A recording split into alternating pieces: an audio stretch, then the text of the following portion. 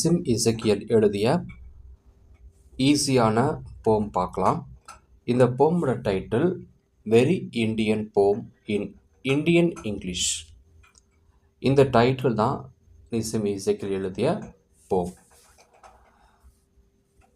Nissim Ezekiel இவர் ஒரு இம்பார்ட்டண்ட்டான ரொம்ப ஃபேமஸான இந்தியன் பாய்ட். இவர் நிறைய போம்ஸ் எழுதியிருக்காரு. அது எல்லாமே இங்கிலீஷில் எழுதியிருக்காரு.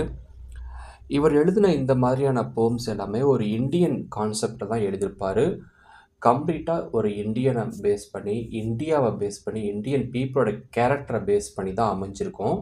ஸோ இவருடைய போம்ஸை படிக்கும்போது தெரியும், இந்தியனஸை அதிகமாக யூஸ் பண்ணிப்பார். இந்திய மக்களுடைய குணங்கள் என்ன, லாங்குவேஜ், கல்ச்சர், இதை மட்டும்தான் அதிகமாக பேஸ் பண்ணியே எழுதிட்டே இருந்திருப்பார். இந்த போம் அதே மாதிரி தான் இருக்குது. யூசஸ் இந்தியன் இங்கிலீஷ், அதாவது pidgin or bazaar English to show common mistakes Indians make in English. இந்தியாவில் நிறைய பேர் இங்கிலீஷ் பேசும்போது எந்த அளவுக்கு அவங்களுடைய தாய்மொழியோட இன்ஃப்ளூயன்ஸில் யூஸ் பண்ணி இங்கிலீஷ் பேசுகிறாங்க அப்படின்னு எழுதியிருக்கிறாரு. மேலும் இந்தியன் பீப்புள் இங்கிலீஷ் பேசும்போது இங்கிலீஷாக பேச மாட்டாங்க. இங்கிலீஷ் பேசிகிட்டு இருக்கும்போது அவங்களுடைய தாய்மொழி ஹிந்தி, மராத்தி, தமிழ், தெலுங்கு, கேரளா, அதாவது மலையாளம், இந்த லாங்குவேஜ் எல்லாம் மிக்ஸ் பண்ணி தான் பேசிகிட்டு இருப்பாங்க இந்தியன் இங்கிலீஷு. அதே மாதிரி இங்கிலீஷ் பேசும்போது அது தமிழ் மாதிரியோ இல்லை ஹிந்தி மாதிரியே பேசுவாங்க. அதையெல்லாம் எப்படி இந்த போம் மூலமாக காட்டுறாருங்கிறத நம்ம பார்க்குறோம். Poem reflects hopes of free India and attitudes towards neighbour like China and Pakistan. So எப்படி இந்தியா ஃப்ரீ ஆகணும், ரொம்ப எல்லா அடிமைத்தனத்திலேருந்து எப்படி விடுதலை ஆகணும், அப்புறம் சைனா பாகிஸ்தான் மாதிரி அதாவது நம்ம நாட்டுக்கு கூட சைனா பாகிஸ்தானும் சண்டை போட்டு இருக்கிறாங்க. அந்த நேரத்தில் நம்ம எப்படி இருக்கணும், இதான் அதை கான்செப்டாக யூஸ் பண்ணி தான் ஒரு இந்தியன் ஒருத்தர் இங்கிலீஷில் பேசும்போது எப்படி பேசப்போனோம் அந்த லாங்குவேஜில் தான் இதை எழுதியிருக்கிறாரு. இந்த போம் எழுதுறதுக்கு என்ன இன்ஸ்பிரேஷன் பார்க்கலாம். A friend told Ezekiel he writes good English but doesn't know how most Indians actually speak. இவர் என்ன சொல்கிறார், ஒரு ஃப்ரெண்ட் சொல்கிறாரு, அவர் நல்லா இங்கிலீஷ் எழுதுவேன், ஆனால் he doesn't know how most Indian actually speak. ஆனால் எல்லாரும் எப்படி இங்கிலீஷ் பேசுகிறாங்களோ அந்த மாதிரி என்னால் பேச முடியாது அப்படின்னு சொல்கிறாரு. ஆன் ட்ரெயின்ஸ் ஜேர்னிஸ், இப்போ ஒரு ட்ரெயினில் ட்ராவல் பண்ணிட்டுருக்கார் அந்த ஆத்தர், அதை Nissim Ezekiel. He noted a common Indian English phrase like I am not knowing only அப்படின்னு சொல்லிட்டார். ஐ எம் நாட் நோயிங் ஒன்லிங்கிற வேர்டு தான் அவரை இந்த போம் எழுதுறதுக்கு இன்ஸ்பயர் பண்ணது. அதாவது ஐ எம் நாட் நோயிங் ஒன்லிங்கிறது grammatically mistake. I am not only knowing அப்படின்னு சொல்கிறதுக்கு பதிலாக I am not knowing only அப்படின்னு சொல்கிறார். எனக்கு அது மட்டும் தெரியாதுங்கிறத இங்கிலீஷ் சொல்லும்போது கிராமட்டிக்கலாக சொல்லணும், பட் கிராமட்டிக்கலாக தப்பாக இருக்குது. ஸோ இப்படி கிராமட்டிக்கலாக மிஸ்டேக் பண்ணி பேசுகிறதா பிஜின்னு சொல்லுவாங்க. அந்த லாங்குவேஜை தான் இந்த போமில் யூஸ் பண்ணியிருக்காரு. After collective many such phrases he wrote this போம். ஸோ இந்த மாதிரி இங்கிலீஷை இந்தியன் பீப்புள் கிராமட்டிக்கலாக எப்படி மிஸ்டேக் பண்ணி பேசுகிறாங்க அப்படிங்கிறதெல்லாம் நிறைய கலெக்ட் பண்ணி இந்த போம் எழுதிக்கிறாரு. அதுக்கப்புறம் என்ன பண்ணுறாருனா இந்தியன் லிவிங் கண்டிஷனை பற்றி பேசுகிறார். இந்தியன் பீப்புள் அவங்களுடைய கண்டிஷன்ஸ் லிவிங் எப்படி இருக்குங்கிறத சொல்கிறாரு. New generation is chasing fashion and foreign things.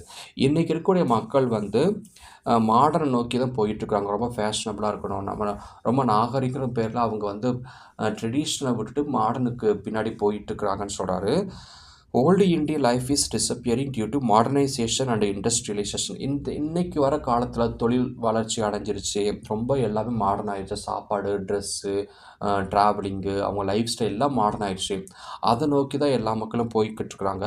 ஆனால் இந்தியன் பீப்புள் ஓல்டு லைஃப்பில் மறந்துட்டாங்கன்னு சொல்கிறாங்க. Violence and anti-social activities are a problem, but modernization also brings benefits like a better income and contraception. ஒரு பக்கம் வன்முறைகளும் சரி, சமூகத்துக்கு எதிரான நிறைய தீமைகள் நடந்து கொண்டு இருக்குது. அது ஒரு பிரச்சனையாக இருந்தாலும் மாடர்னைசேஷன் வரும்போது மக்கள் கொஞ்சம் டீசெண்டாக இருக்கிறாங்க. அவங்கவுங்க வேலையை பார்த்துட்டு போகிறாங்க. வயலன்ஸ் நிறைய பேர் ஈடுபடுறது கிடையாது. அதனால் இது கொஞ்சம் நன்மைகள் ஏற்படுதுங்கிறதையும் சொல்கிறாரு.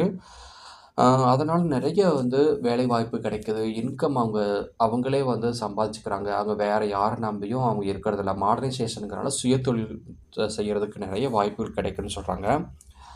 அப்புறம் ஆன்சியன் இந்தியன் விஸ்டம் பற்றி பேசுகிறாரு. காந்தியின் values promote peace and non violence. Modern generation ignores Gandhi's advice preferring western ways. Western life ஸ்டைலை தான் எல்லாருமே லைக் பண்ணுறாங்க. அப்படி இருக்கும்போது காந்தியோடைய அட்வைஸை வந்து அவங்க ஃபாலோ பண்ணுறது கிடையாது. காந்தி சொன்ன அந்த அதாவது அகிம்சை முறை, அமைதியாக வாழ்க்கை நடத்துறங்கிறதெல்லாம் யாருமே வந்து ஃபாலோ பண்ண மாட்டேங்கிறாங்க. எல்லாம் வெஸ்டர்ன் நோக்கி தான் போயிட்டுருக்குறாங்க. வெஸ்டர்னில் வந்து ரொம்ப ஆடம்பரமாக டான்ஸு, கும்மாளம் தான் இருக்கும். அங்கே வந்து ஒரு இரக்க குணம் இருக்காது. பெரியவங்கள மதிக்க மாட்டாங்க.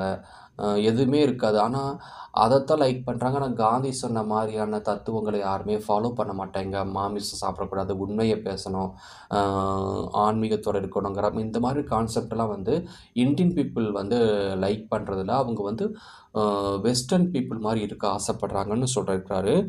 Poets avoid bad habits and prefer simple Indian drinks like lassi over alcohol. ஆனால் சில இந்தியன் போயிட்ஸ் என்ன பண்ணுறாங்கன்னா பேட் ஹேபிட்ஸ்லாம் வந்து அவாய்ட் பண்ணுறாங்க.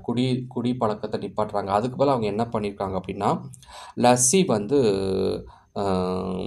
குடிக்க விருப்பப்படுறாங்க. அதாவது ஆல்கஹால் மாதிரி இருக்கக்கூடிய லஸ்ஸி. அது லஸ்ஸினா மோரில் வந்து சுகர் எல்லாம் போட்டு குடிக்கிறது அதெல்லாம் லைக் பண்ணுறாங்க.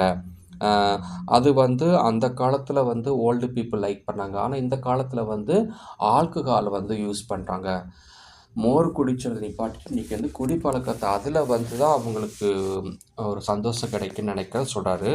அப்புறம் த வேர்ல்டு சிச்சுவேஷன் டே. இன்றைக்கி உலகம் எப்படி இருக்குன்னு சொல்கிறாரு. The world nations complete in making dangerous weapons and try to be superior. இந்த உலகத்தில் இருக்கிற எல்லா கண்ட்ரி வந்து ஆயுதங்களை தயாரித்து ஒவ்வொரு நாடும் வந்து எந்த அளவுக்கு நாங்கள் பவர்ஃபுல்லாக இருக்கணுங்கிறத பக்கத்து நாடுகள்கிட்ட வந்து பயமுறுத்துகிறாங்க. அதனால் வந்து ஒவ்வொரு நாடுகளுக்கு சண்டை வருது. நீ பெருசாக நான் பெருசாக சண்டை வருது. அதையெல்லாம் இங்கே பேசிகிட்டு இருக்கிறாரு. This leads to conflicts and loss of life.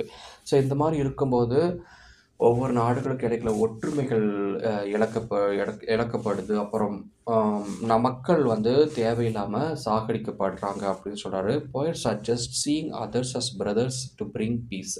ஆனால் இந்த பூ மூலமாக என்ன சொல்கிறாருன்னா எல்லாருமே வந்து இந்த உலகத்தில் இருக்கிறவங்க எல்லாருமே அண்ணன் தம்பிகளை பார்க்கணும். அப்போனா தான் வந்து வன்முறைகள் ஈடுபட முடியாது.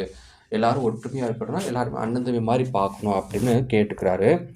அப்புறம் unity in diversity. India follows unity in diversity where many communities live together despite problems. நம்ம இந்தியாவில் ஜாதி மதம் படிக்காதவன் ஏழை பணக்காரனாக இருந்தாலும் எல்லா மதங்களும் ஒரே ஊரில் பார்க்கலாம். நம்ம எல்லா ஜாதிக்காரங்களும் ஒரே ஊரை வாசிப்பாங்க. ஒன்றா பப்ளிக் பிளேஸை பார்க்கலாம். அதனால் வந்து வேற்றுமையில் ஒற்றுமையாக இருக்கிறாங்கன்னு சொல்கிறாரு. Poet describes this as Ramrajya and values friendliness. அதனால் வந்து நம்ம ராம்ராஜ்யம் மாதிரி நம்ம நாடு வந்து ரூல் பண்ண ஆரம்பிக்கணும். எப்படி வந்து பிரதர்ஸ் வந்து பிரதர்ஸ் எப்படி ரூல் பண்ணாங்க, ராம் லக்ஷ்மண் பரதன் மாதிரி அந்த மாதிரி நம்ம எல்லாம் வந்து அண்ணன் தம்பியாக நம்ம ரூல் பண்ணணும் அப்படின்னு நினைக்கிறாரு. அப்போ தான் ஒரு ஃப்ரெண்ட்லியாக இருக்க முடியும் அப்படின்னு. He enjoys good company and doesn't feel the need for big ceremonies. நல்லா எல்லாருமே ஒற்றுமையாக இருக்கணும். பெரிய ஆடம்பரமான திருவிழா நடத்துறதுலாம் நம்ம தேவை கிடையாது அப்படின்னு சொல்கிறாரு. Uses Indian English humorously show Indian world view and culture. Indian people என்ன நினைக்கிறாங்க, அவங்க உலக ரீதியாக வந்து இந்தியன் மக்கள் எப்படி இருக்கிறாங்க, கலாச்சார ரீதியாக எப்படி இருக்காங்க அப்படின்னு இந்தியன் இங்கிலீஷை வந்து ஒரு சாதாரண இந்தியன் எப்படி இங்கிலீஷ் பேசணும் அந்த இங்கிலீஷை வந்து யூஸ் பண்ணி இந்த போம் வந்து எழுதி முடிச்சுக்கிறாரு. இதோட கன்க்ளூஷன் என்ன அப்படின்னா Ezekiel stands out among post independence Indian English poets. Independence ஆனதுக்கப்புறம் நம்ம கண்ட்ரியில் நிறைய போயிட்ஸ் இருக்காங்க. அவங்கள ஒரு முக்கியமானவர் தான் Nissim Ezekiel. He focuses on real Indian situations and attitudes instead of idealism. இப்படி தான் வாழணுங்கிறது இல்லாமல் இந்திய மக்கள் எப்படி வாழ்ந்து கொண்டிருக்கிறாங்க, சாதாரண வாழ்க்கை வாழ்கிறாங்க, அவங்களோட யதார்த்தமான குணங்களை தான் வந்து இந்த போம் மூலமாக நிசிம் எசேக்கியல் நமக்குலாம் காட்டியிருக்கிறாரு.